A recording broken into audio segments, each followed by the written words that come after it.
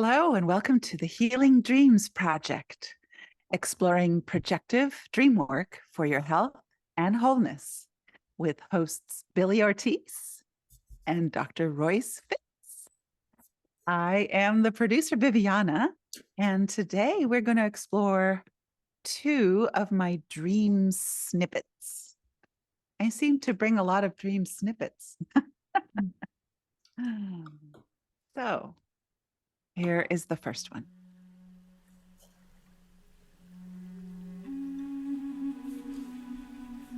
I am in a forest waiting, but I don't mind as I'm delighting so much with watching the fireflies.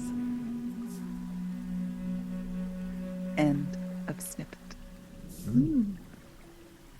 Okay. Shall we work this dream first or have them both combined? How does the dreamer For some reason, they feel a little bit related. So yeah, I'll give the next one. Okay. This is dream snippet number 2.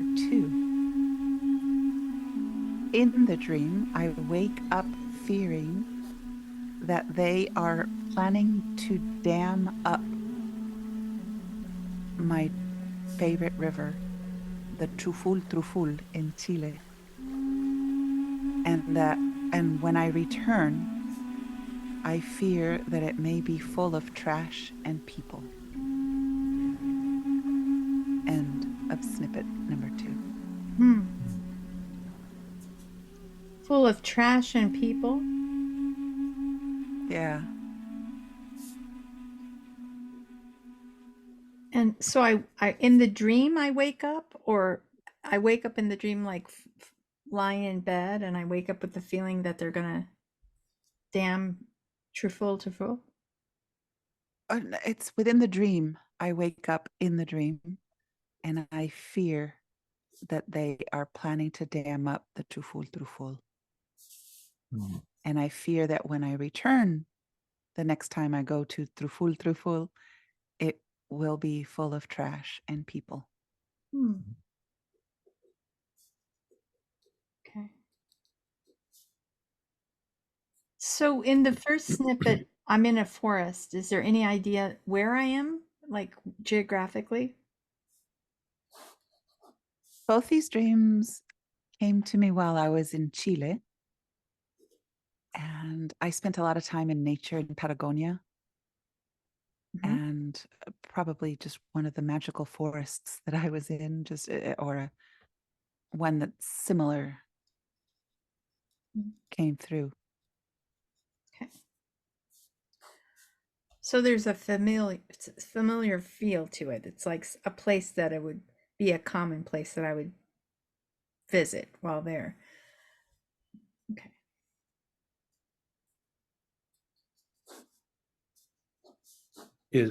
So when I was in Chile, did I see fireflies in a forest? No. Actually, I don't know if there are fireflies in Chile because it's a warmer climate sort of insect. And Chile is the same climate as from Baja California up to Alaska.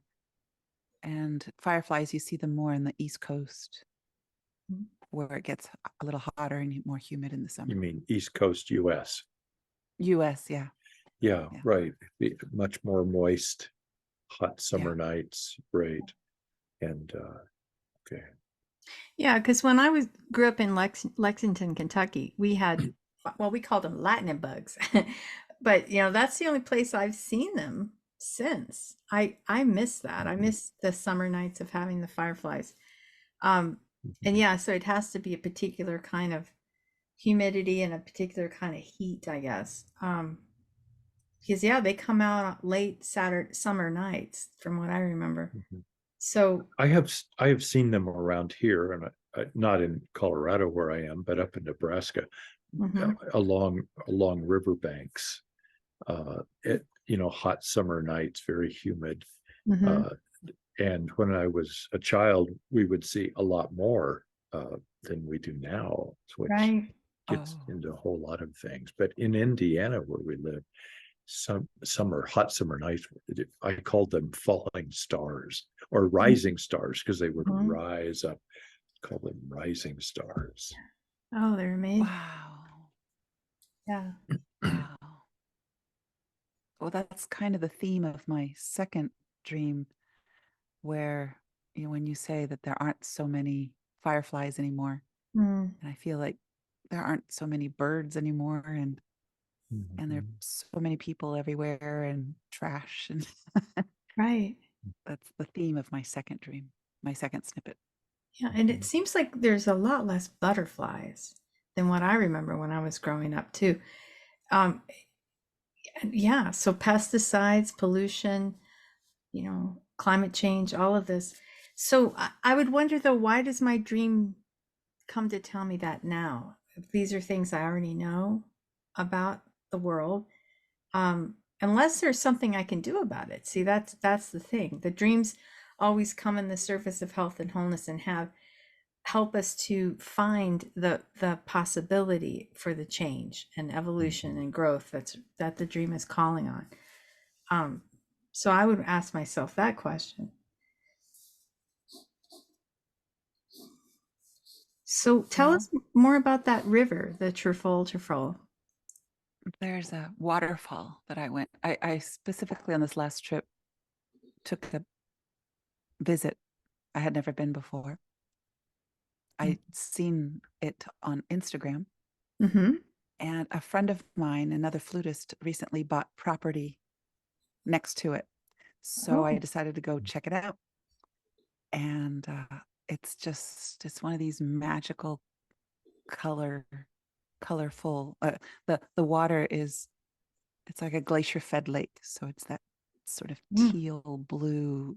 Mm. You can drink the water. It's completely clean and not poisoned yet. Mm. And it's coming down straight from the Andes. And we filmed a music video that I just uploaded yesterday Mm. there. And so I fell in love with the river and the waterfall. It was just absolutely spectacular. And there's a plot of land there 3 acres that I want to. When I go back in May, if it's still there, I want to purchase it. Mm. I don't know if the listening or viewing audience knows, but you are from there. Yes, I was born in Concepcion, and I am lucky that I get to visit at least 5 times a year or so. I go down to play concerts. I'm going back in May to play as a soloist with the orchestra in Santiago. Mm. Mm.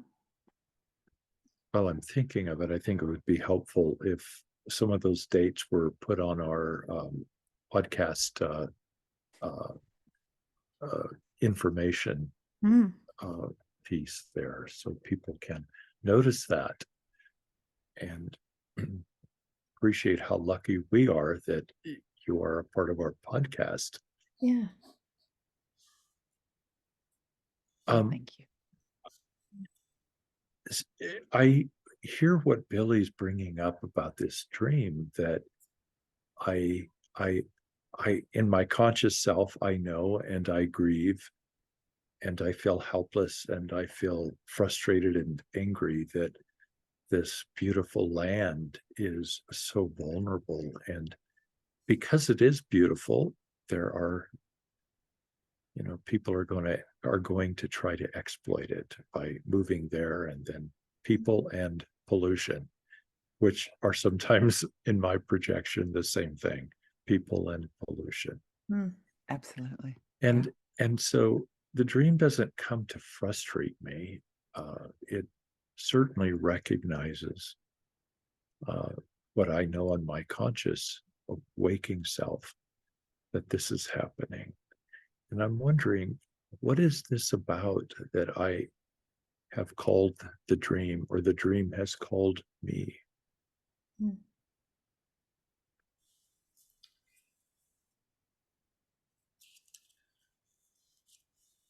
Yeah. Good questions to ask myself. Well, if I were to answer that, I guess it's my immense admiration and love towards nature and realization of the time that we're living in is, I mean, since I was born, we as humans have doubled on the planet, Mm, and no one's addressing this sort of crisis. I see it as a crisis, yeah. and there's not enough respect, in my opinion, to the land and its beauty and all that it does for us in terms of nurturing and filling and fulfilling us. We Mm, tend to throw the trash on it and treat it very disrespectfully. There's even in the Trufuls a concern that they might get dammed up, to use as electricity, that kind of thing. So it's, mm, again, and the fact that it's so pristine, the water's so clean. There's just hardly any river like that in the US that you can actually drink out of. mhm, So it's I feel like I found a treasure, and I do in my waking life also fear that I might hold it for a little while, but inevitably it will likely change as well. mm. This river in Chile, if, I I know how Chile, my pronunciation, sorry, is shaped. So where is this river? It's shaped like It's a an out. chili. Yeah. It comes from the Andes Mountains, Mhm. So is that and where there's north or is that no, the Andes is the backbone of all South America, and it divides Chile with Argentina. oh, so it's And right, follows that border. Gotcha. yeah, and I Mm, would say that the location of this is sort of halfway down. Chile is mm, 2,000 miles long as the States is wide. Chile mhm, is long, so mhm, it's huge, long ways. mhm, And I would say it's about halfway in the middle. mm.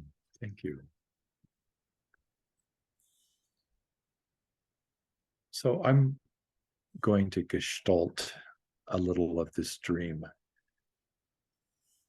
In addition to the dream having some literal aspects that are being lifted up, forests, fireflies, a wonderful river, and my homeland. I'm also wondering how who I am in the midst of this. Uh, in the beautiful Gestalt sense, I'm the Right. forest, I'm the fireflies, I am the river, I am what I fear, I am pollution, uh, I am people, and I am a dam. Mm, And so if I look within myself and wonder, then I begin to also hold the possibility, and I'm basically free associating here.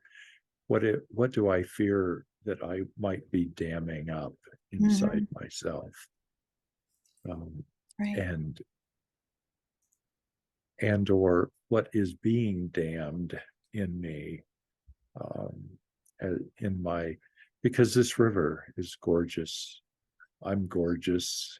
I have beautiful energy. I have a beautiful flow. I'm very creative. And how might I be Mm, um, accidentally on the road to polluting myself? Uh, how what speaks to me in that? If the language of the forest, the language of the river, the language of the water, or the Andes, that's all me. What how am I experiencing these anxieties? mm,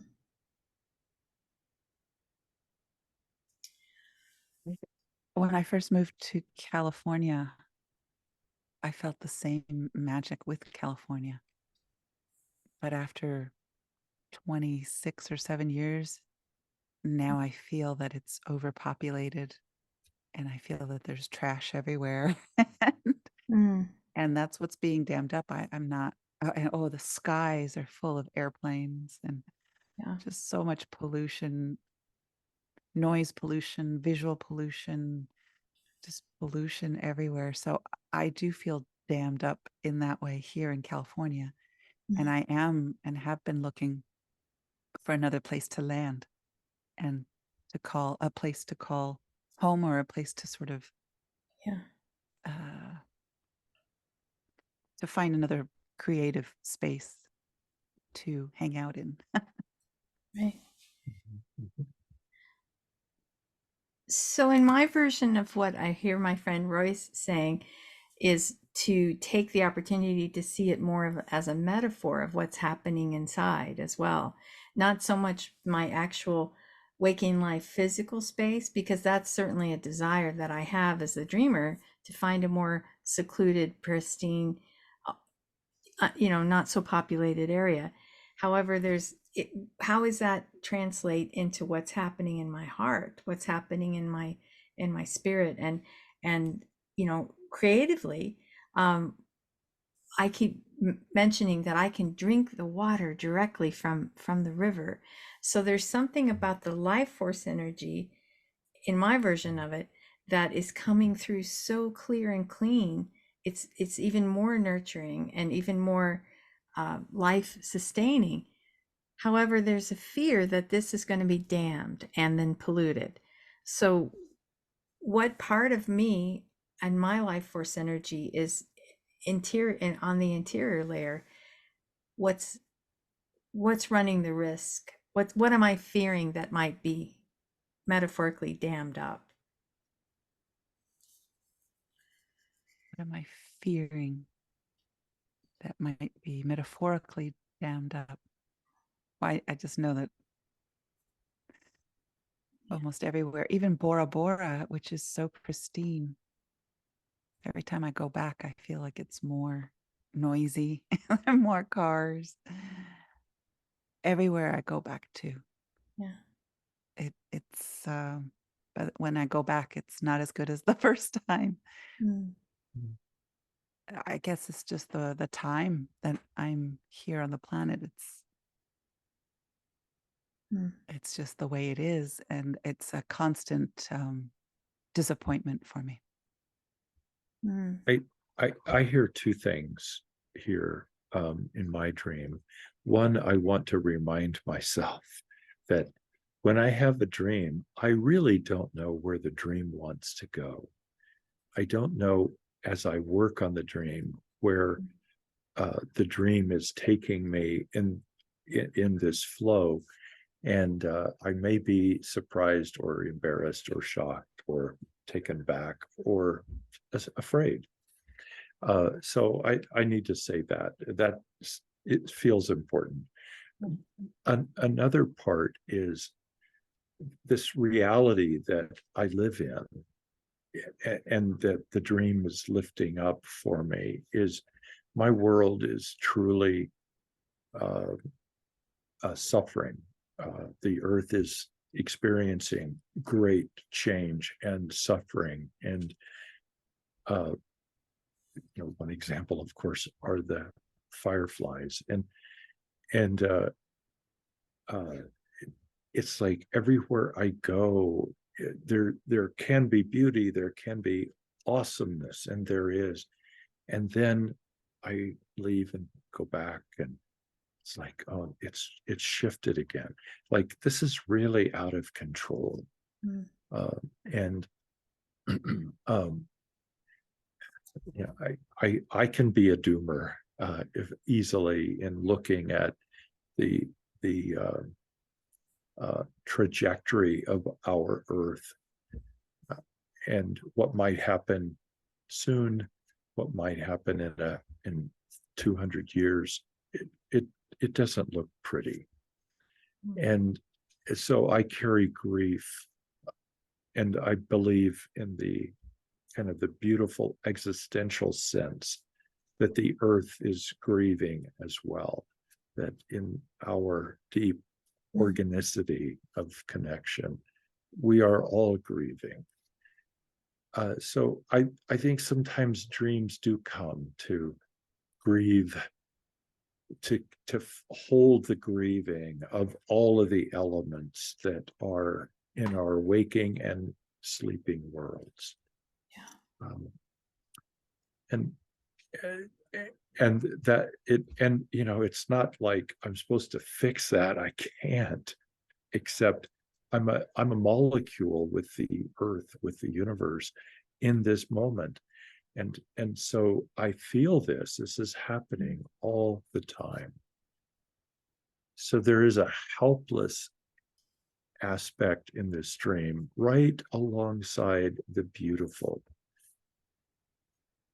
So if I also look at the molecule that is me in the dream, that everything is me, what do I need to do to look at the damming up? You know, how is my spirit sometimes dammed up or runs the risk of being dammed up? Maybe by outside forces, and because in the dream it's like, you know, engineers, governments, people, etc. Capitalism is going to do this to this beautiful spot of earth. How do I experience some version of that in myself? And and and so I'm struggling with this people and pollution aspect. How do I feel polluted? How do I cause my pollution? I can't change the external world very well, but I am a molecule. How do I notice that within myself? And perhaps the dream is, you know, asking me that. What do I need to do to nourish myself in a new way, or to challenge some of the powers that that scared me. I'm sorry, I dropped. Are we okay? I just dropped something. Are we okay? Everything's fine. So the dream energies are causing these disruptions, you know, even in our podcast. Well, anyway, Viviana, where does this take you in your own? Well, let me rephrase that, because where does that take me as the dreamer, and how does my dream friend Viviana hold this? I often feel like in a parallel universe, if there were to be such a thing, it's similar to how the indigenous people may have felt with these new people coming in and taking over everything. Right. And I did read recently a book written by a woman, one of the first Native women, North American, to write, to be an author.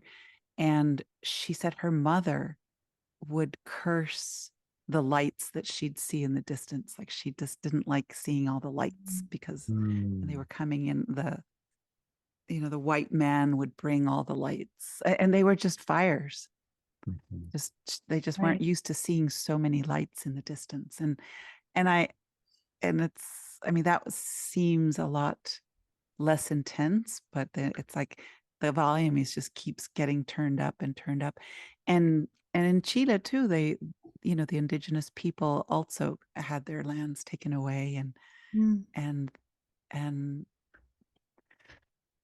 I just have to say, the way I thrive in super nature, supernatural frequencies in nature. And I don't like cities. I've never liked cities. I don't even like towns. I like silence, and I like animals and just super nature. So I'm always looking, and I am looking for a place to relocate. Where am I feeling dammed up? It's just that I need to be in an extreme, like not just oh, a pretty scene or a field or something. I need intense nature, like Mm. with this crystal waters and fireflies. It's just absolute magic is what nourishes me. Well, I think I would wonder, how might I be damning myself? It, Oh, by complaining so much about it. Yes. by complaining? I complain every day.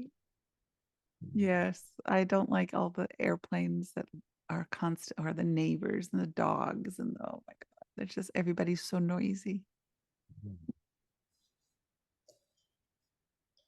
So yeah, I should not complain so much.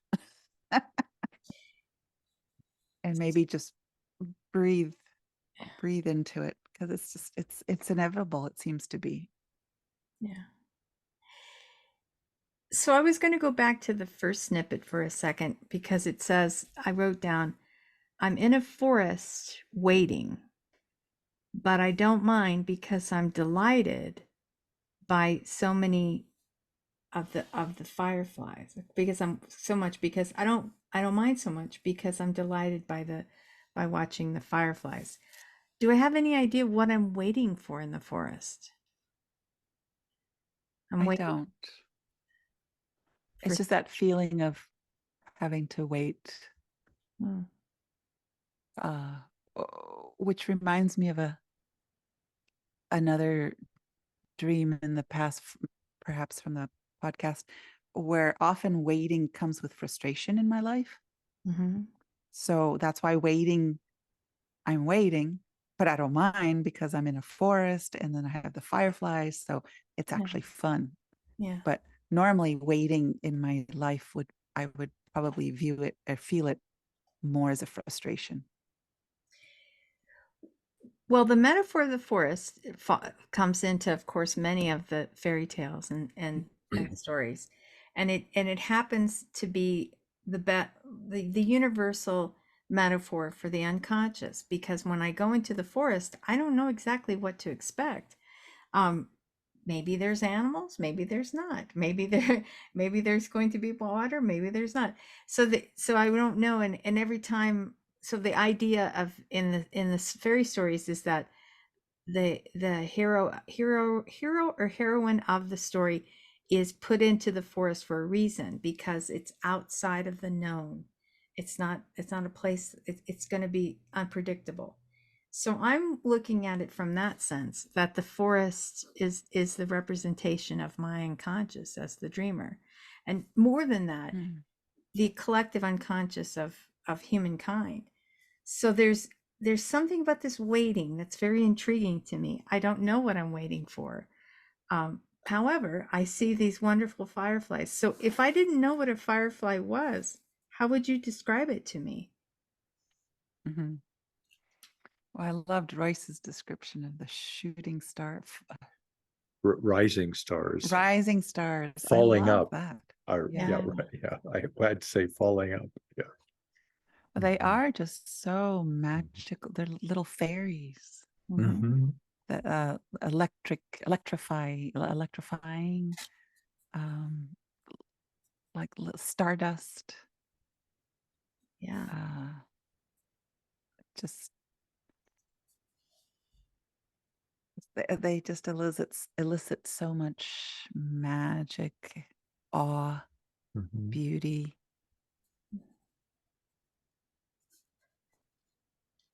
I'm imagining the dreamer in a very dark, thick forest in an evening with her flute playing music as the fireflies rise, as the stars rise, and feeling very much at one and contributing, not just enjoying that circle of they are giving to me, I am giving to them. We are all the same. We are connected. The trees are in dancing in their very deep and slow dance along with the music of nature along with the music of the world.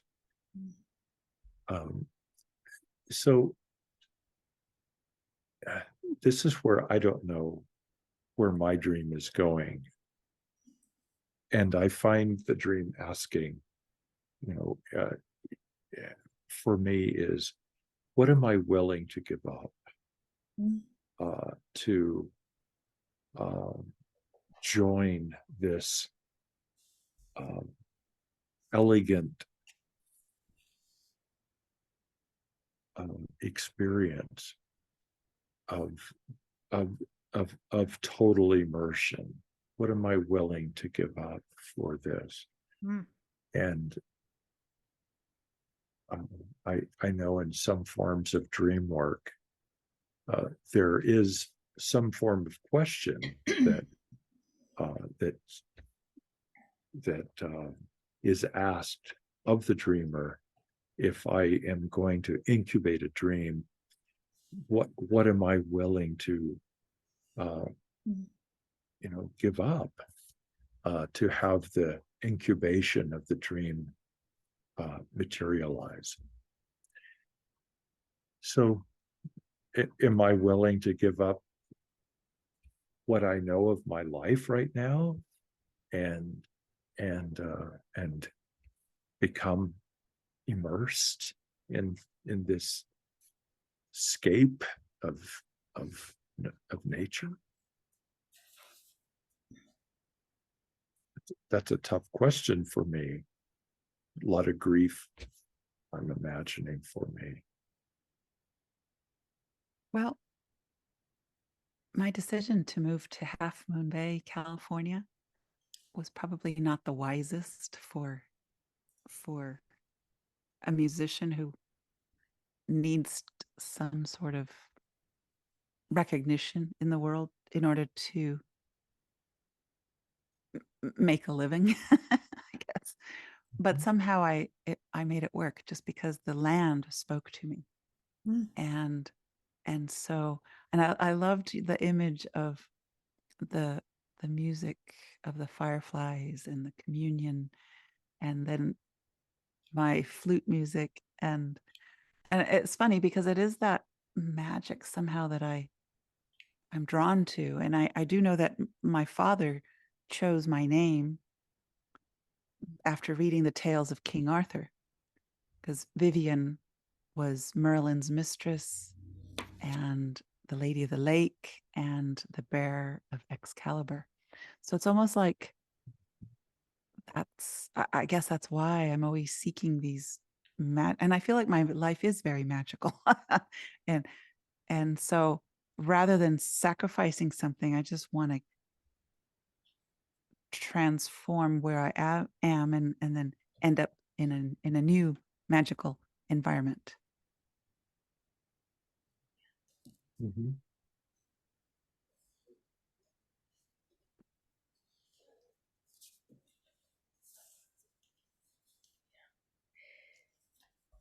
If it were me, there's a place in here about the part of the DreamWork toolkit that I always have to remind myself is that the dream doesn't come to tell me just what I already know.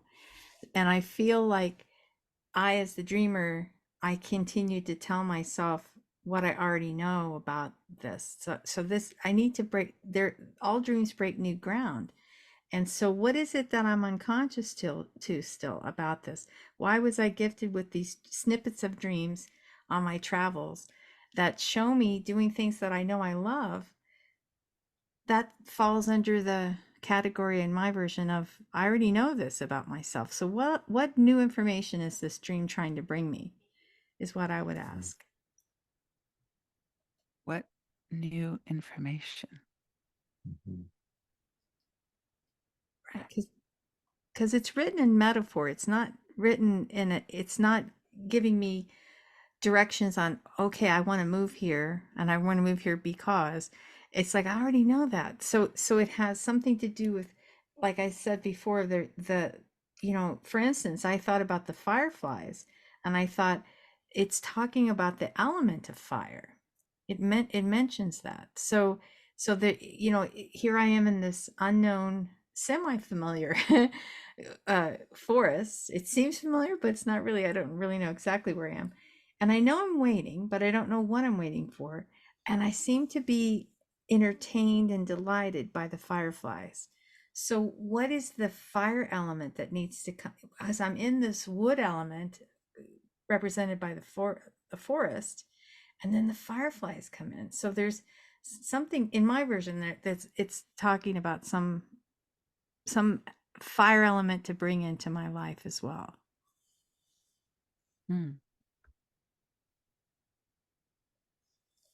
I like that. I mean, I feel like as a Leo, I am fire, but and then the other dream brings in the water element.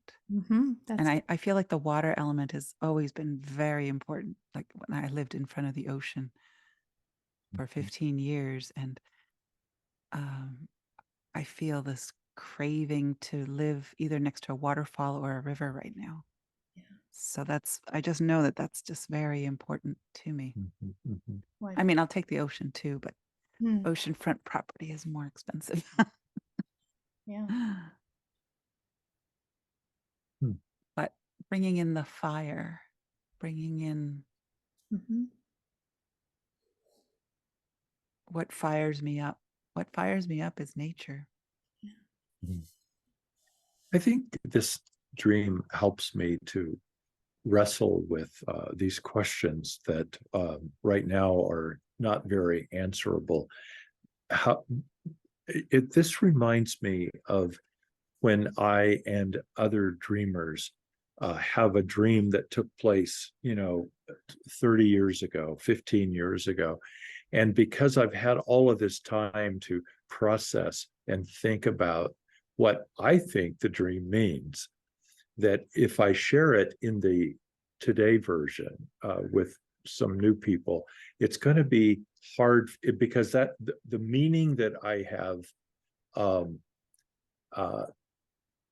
forged over these many years ends up being is so crystallized that in order for me to see new meanings, if I'm remembering an old dream, it's still working.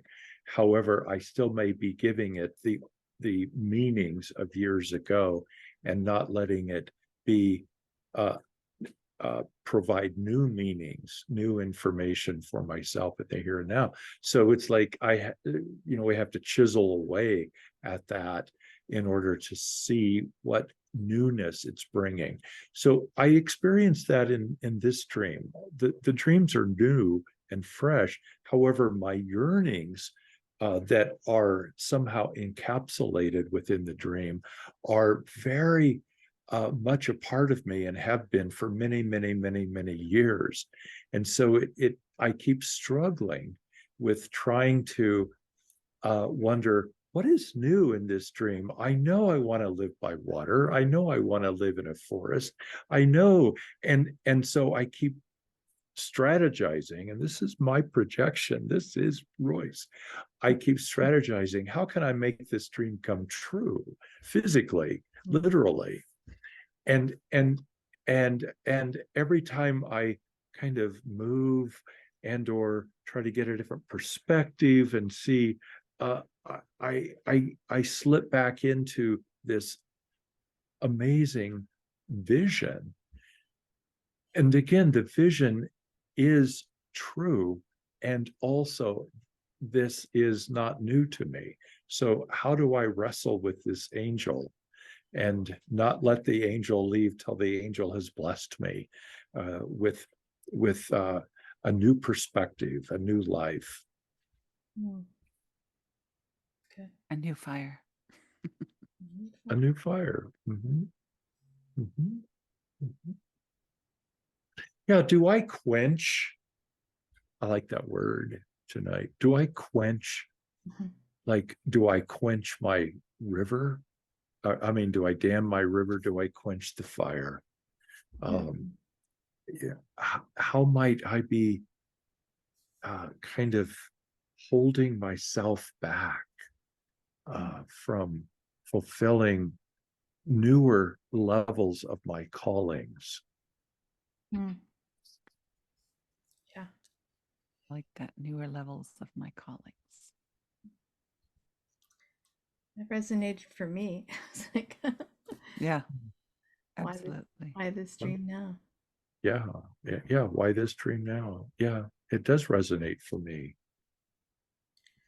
Mm.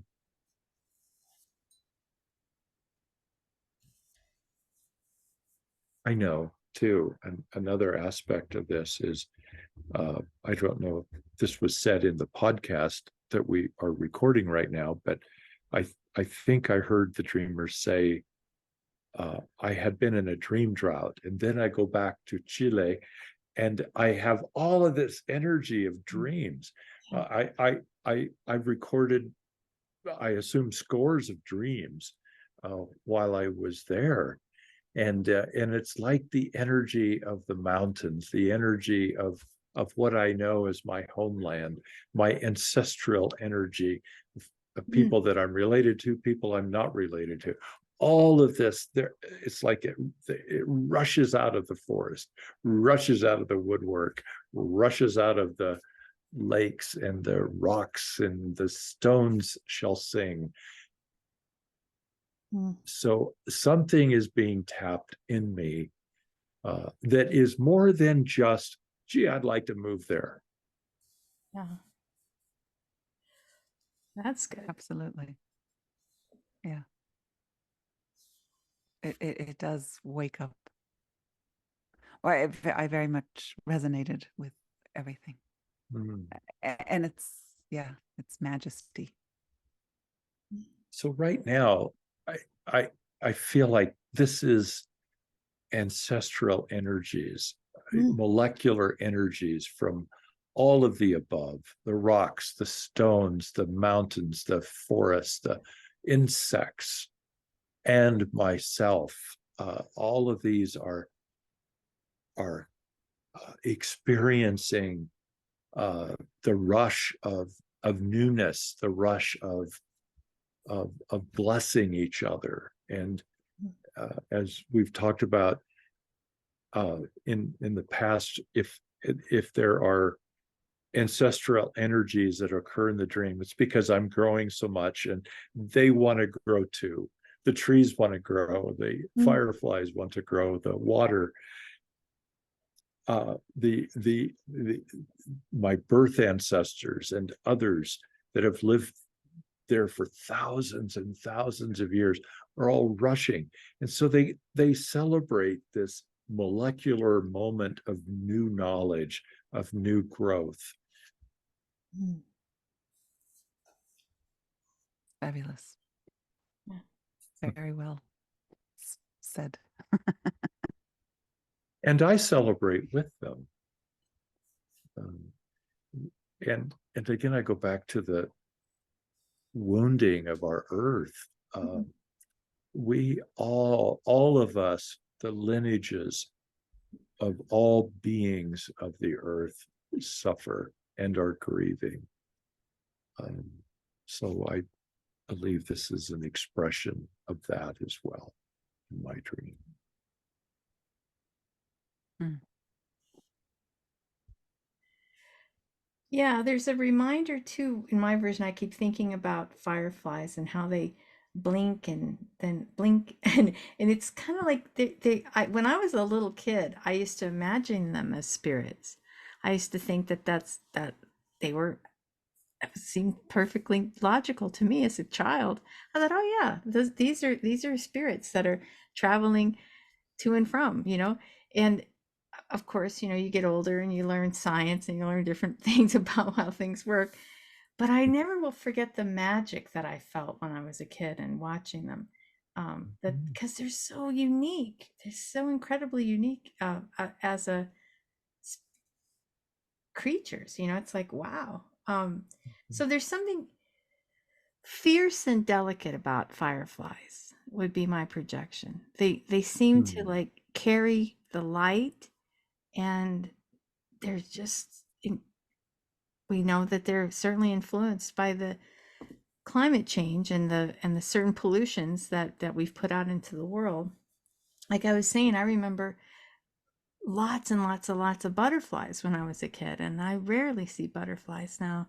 I mean, they have certainly been influenced, just like the bees, with the pesticides that killed, because they're the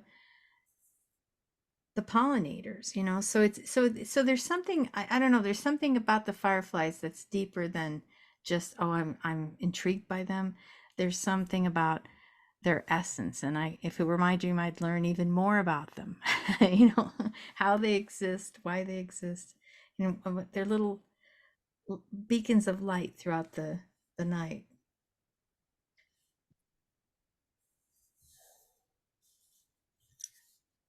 I'm curious where the dreamer is with this. Is a lot of stuff that we've been projecting, and I'm wondering how the dreamer is able to process and hold this at this point. I love the beacons of light. I love everything, all the imagery that's come forward. What I love to do is I listen to the podcast again and again before falling asleep, and I let it then transform into other dreams and new I dream dreams. into it. Yeah, I dream into it. So I look forward to doing exactly that. I very much delight in doing that. I appreciate that. There's a lot to process, and as I hear the dreamer saying, "This is how I do this," this reminds me to invite the listeners to, to call in on our dream hotline and to give their own projections about this. I mean, can be a dream group of hundreds of people. It is a dream group of hundreds of people, and so every one of these amazing listeners who, shall we say, represent a firefly at a time and are carrying light to do call in and project upon this dream, and to help all of us, because this dream is coming for all of us, for all of us. And in the larger sense, it will take all of us to not only grieve with our Mother Earth and our universe, also to help us join in the yearning for survival and how to stop the people pollution. Right.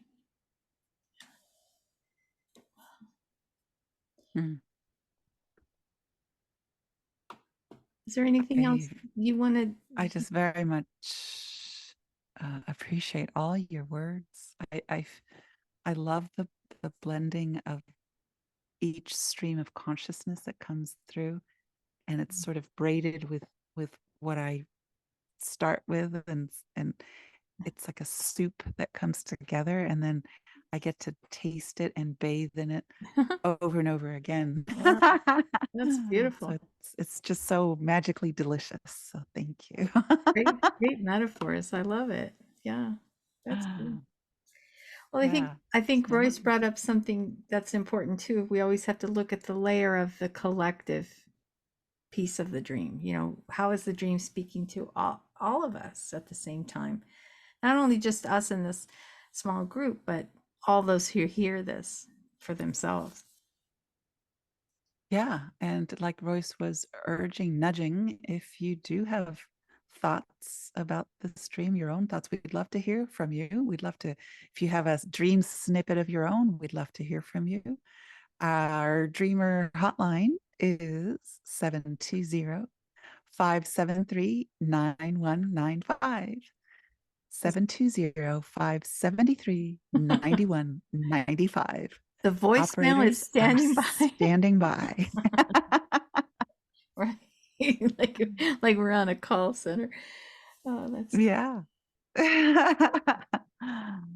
maybe one day we will. Well, always we encourage you, the listener, to tune into your dreams, to write them down, to call them in. to work with either one of my colleagues here, Billie Ortiz, can be reached at wakeuptoyourdreams.com. Why don't you tell us a little bit about what's going on at Wake Up to Your Dreams? Well, I offer private sessions throughout the week, and then I also have a daytime group and an evening group that meets to different times of the month. It's all available on my schedule at wakeuptoyourdreams.com. I also help train people to learn how to do dream work at the Rocky Mountain Institute for Projective Dreamwork. I'm also in partnership now with Adosa Wellness, and I'm going to be teaching some, offering some free dream groups and materials through there. So Adosa Wellness, it's on my website first on the home page.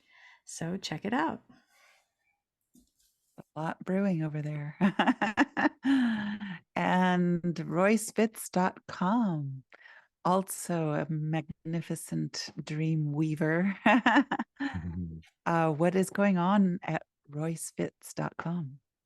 Well, I offer spiritual counseling and dream work, open-hearted soul searching, and I invite you to consider giving me a call via my website for a free consultation about a dream and or other aspect of your life that is